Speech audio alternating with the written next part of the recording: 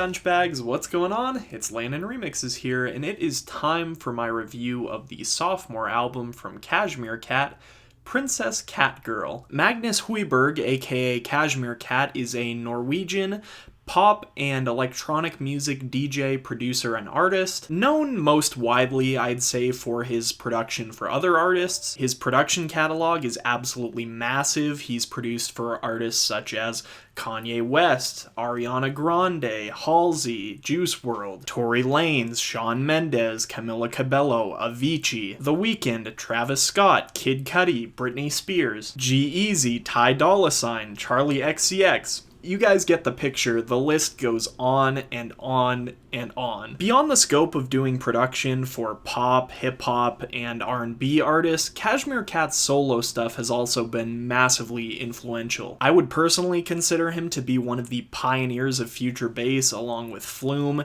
Without his Mirror Maru EP coming into play, I really doubt we would have gotten projects like Grant, Tennyson, Sean Wasabi, Hyper Potions, or at least those projects would look massively different. His signature brand of aggressive beats paired with IDM-influenced synths and weird, off-kilter samples in the rhythm, along with, of course, some cutesy undertones, can and has been seen pretty much everywhere at this point. Not to mention that he played a pretty significant role in Lito's Everything album, which is one of my all-time favorites, so obviously I've got a lot of respect for this guy. So naturally, when I found out that Cashmere Cat was putting out a new album, I was pretty excited. Princess Catgirl is the follow-up to Høiberg's commercially successful debut studio album 9 that was released in 2017, an album that I liked a lot and gave a pretty positive review of. I think 9 was and still is a very important album for pop music, while also doing an excellent job of being able to show off Høiberg's wide array of abilities. However, if there was one thing from 9 that I had always craved more of with every single passing listen, it was a more raw and unfiltered kind of look at Cashmere Cat. I know that's going to sound weird and backhanded considering I just complimented the album for doing a good job of showcasing Cashmere Cat's abilities across the board, but I mean just like a look at Cashmere Cat as an artist with no pop features or anything like that distracting from it. I feel like the only song on 9 where we really got that was Victoria's Veil, which fittingly was probably my favorite song on the album. And to my surprise, that hunger that had built up in me for so long was pretty much satisfied with Princess Catgirl. Really, my biggest complaint about this album is that it doesn't feel nearly long enough. If I were Cashmere Cat, I would have even been hesitant to call it an album, because with 7 tracks and clocking in at just 18 minutes and 34 seconds, Princess Catgirl is barely longer than Cashmere Cat's EP Wedding Bells. Beyond that, and of course a couple other nitpicks that I'm going to get into later in this video, I think this album is a really solid listening experience and a great representation of Cashmere Cat, not the producer, but the artist. The album opens up with this beautiful tune, For Your Eyes Only, a really sweet song that I think on the surface is about being in love and wanting to save the parts of you that nobody sees for your significant other, being able to be your true self around somebody else. But on a deeper level, I feel like it encaptures the purpose of the entire album, which, like I mentioned before, is that it's really this raw look at Cashmere Cat as an artist. I think this message is directed at his fans who have been waiting for something like Mirror Maru for years. I feel that this whole album is for those fans rather than the fans who might have discovered him through his pop productions. I love the drop of this song with these huge, almost larger-than-life drums contrasted with these soft, Eastern-influenced string plucks. The lead melody is also just so pretty, it's almost eargasmic.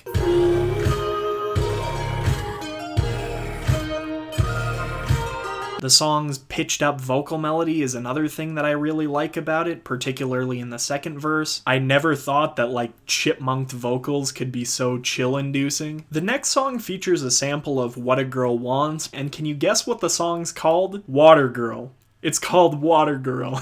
Honestly, that's one of the subtle details of the album that I really enjoy, that he kind of takes these samples from different songs and makes it sound like you know, the song's title. He also does that on the song Moo, which samples Moonlight by XXXTentacion. Overall, I'd say the song is really enjoyable. I really like its sharp, metallic beat with those melodic undertones. Really, my biggest complaint about WATERGIRL is I feel like Cashmere Cat doesn't do as much as he could with the vocal sample. Like, really, there's barely more going on here than just basic pitch shifting with what a girl wants, what a girl needs, what a girl wants. Given, of course, he doesn't destroy the integrity of the original sample, but I feel like if you're going to do it a little bit, you might as well go all the way. I also really like the original vocal top line that's used in the song in its latter half. I think it's one of the better on the entire album, next to For Your Eyes Only. Back For You is another pretty enjoyable one, with the vocals going more in the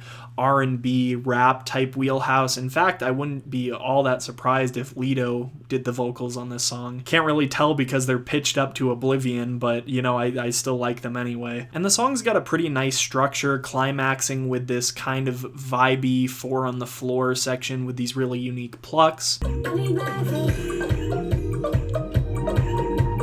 Driving its own energy with this big, bubbling bass line in the background, but also maintaining its cute aesthetic really well. Emotions is one on the album that I'd say I kind of have mixed feelings about. I think the production is fantastic, and I just love the backing instrumental the entire way through. Great progression. But the repetitive hook vocal, the emotion, but you're my emotion, kind of distracts from what the rest of the song is trying to do, at least in my book. I feel like it's just so in your face and loud, especially when the backing instrumental is pretty subtle with these ethereal, kind of pretty synths, light plucks, and jungle-influenced percussion fills. Moo, on the other hand, I think is a pretty solid idea the entire way around, even if it's pretty short. Really love the way that the XXXTentacion vocal sample is kind of warped and twisted. It sounds really cool, and also like cute at the same time, which I didn't think I would ever say about an X vocal. Also featuring some really cool, percussive, crank-like sound design that reminds me of some of Grant's stuff. Without You is maybe the most aggressive song on the entire album, with this big thumping bass line throughout, featuring a much less clean than usual vocal sample from Love Myself by Haley Steinfeld. Much like Emotions, I feel like I would have been able to enjoy this song a little more without the presence of that vocal, because it's just a little bit too repetitive, and the kind of dirtiness of it just makes it feel dirty, almost like it doesn't really belong. And then I'd say the production, even though there are a lot of cool things about it in this song, is probably the most one-dimensional we see from Cashmere Cat on the entire project, with the most prevalent elements of the drops really being that thumping bass, those big driving low-end drums, and the lead synth that doesn't really do much beyond repeated over and over again. Admittedly, this is probably my least favorite song on the album. The title track and closing track of this album, of course, Princess Catgirl, kind of seems to be a theme song in a way. A theme, of course, for Princess Catgirl, the character that we see on the cover art that Cashmere Cat presents on this album. I remember reading somewhere that Princess Catgirl is this character that Cashmere Cat made to kind of identify with, so I guess in that way it's kind of his persona. And in the same way, I guess this would be his theme song, and in that, I gotta say, it's an interesting song, at the very least. Wasn't one that I really cared for all that much on my first couple runs through this album, but the more I listen to it, the more it just brings me joy. And honestly, this is like the cutest song ever, with a pretty subtle beat driving the song and these strings that sound like they were pulled out of a medieval wedding or something, and then just the cat samples all over this track. It honestly reminds me of this video that I saw where it was like a cat version of River Flows in You.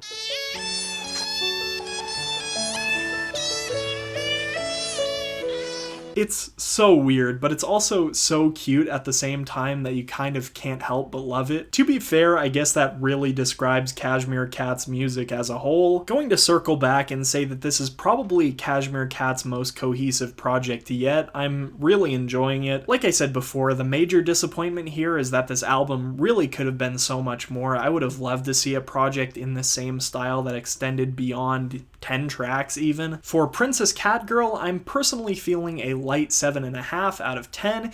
As always, I have the Spotify link down in the description if you guys want to check out this album for yourselves, and if you have listened to it already, let me know what you think down in the comments section. Do you like it more or less than 9 if you have listened to that album? Just let me know. If you're new to the channel and want to see more content like this, make sure to hit the subscribe button, and if you enjoyed this review, leave me a like. Anyway, I'm Landon Remixes, and I'll see you guys next time. Peace.